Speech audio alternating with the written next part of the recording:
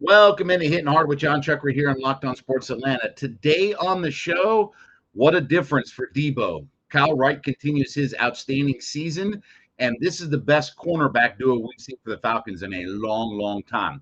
Talk about all of that next. Hitting Hard with Jon Chuckery, Locked On Sports Atlanta. This is Hittin' Hard with Jon Chuckery, part of Locked On Sports Atlanta. And it starts now.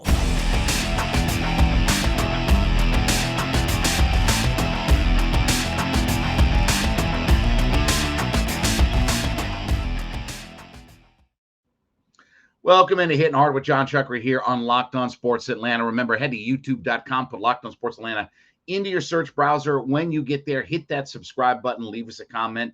Free and available, too, to download on all of your favorite podcast platforms, including Spotify and Odyssey. And then give me a follow on my personal Twitter page at JMCH316.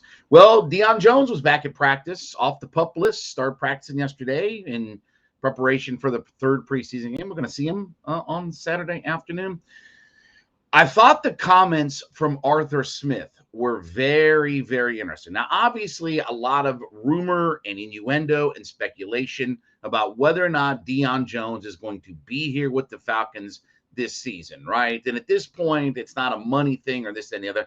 It's a scheme fit. It's a what can he contribute, this, that, and the other. Deion's coming off of his worst analytical season, if you will, of his NFL career. This is what Arthur Smith said yesterday in Deion Jones returning to practice. Quote, I'll give Deion credit because he's going to come out here and he's going to compete. He's not going to work his way back, he's going to work his way back in. It's going to be hard to get on the field in that room. And that's what you want with that competition.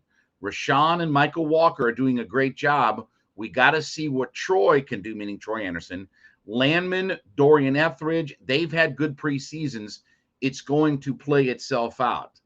Can you imagine 2-3 years ago, the head coach of the Falcons saying, well, he's going to have to try to play himself back in, and there's a lot of competition, and, you know, he's going to have to fight for spots.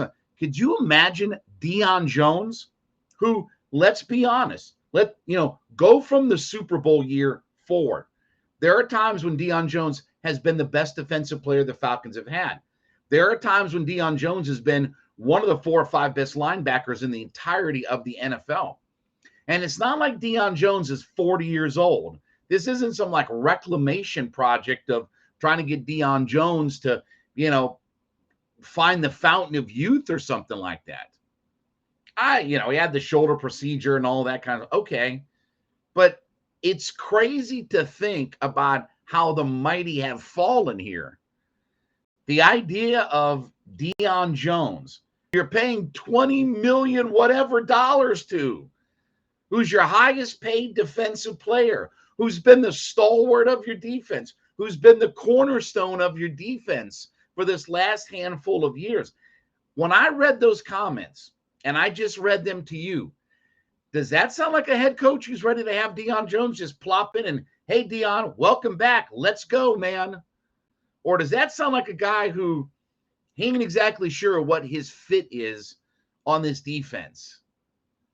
Because you would have never have heard over the last few years Dan Quinn say anything like that about Deion Jones and his stead in his defense. Now, we'll talk more about this in just a second. But first, talk about my folks over at BetOnline. BetOnline.net is your easiest, best resource for all of your sports wagering information. Listen, college football is kicking off this weekend. Yeah, it's week 0, whatever you want to call it. Plenty of games, though. NFL regular season is right around the corner. But we're wrapping up the preseason. You can get action there. All kinds of stuff going on. We got the golf tournament, right? Tour Championship right here in Atlanta. Big money tournament. Cool golf event going on this weekend at East Lake Country Club. You got all this action available to you at betonline.net. Your number one source for all your sports wagering information. Get your esports, your betting, all of your podcast information. Everything is right there in the palm of your hand, right? Take that mobile device and head over to betonline.net today. It's where the game starts. But it's crazy to think that, and this is why I've said repeatedly on the show, I don't think Deion Jones is going to be here when they get ready to take on the New Orleans Saints the week of September 11th.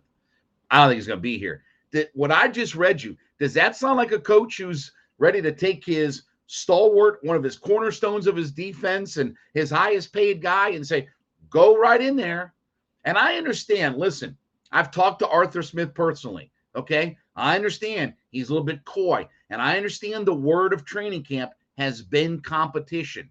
I'm 100% on board with that. But there are some things where you don't expect competition. Well, Chuckery, they're not a good football. Okay, but you didn't give Deion Jones a $20+ million player. If you don't think that he is one of your best inside linebackers, then move on from him. Trade him. There's no reason to keep him on the roster and overpay for just a rotational guy. And look, I've said, I don't think Deion Jones, from a scheme fit for what Dean Pease wants to do and what he's looking for, when you're in that 3-4 defensive front and you get some of these offensive linemen that are coming through and you have to take them on, Deion Jones is not built to do that.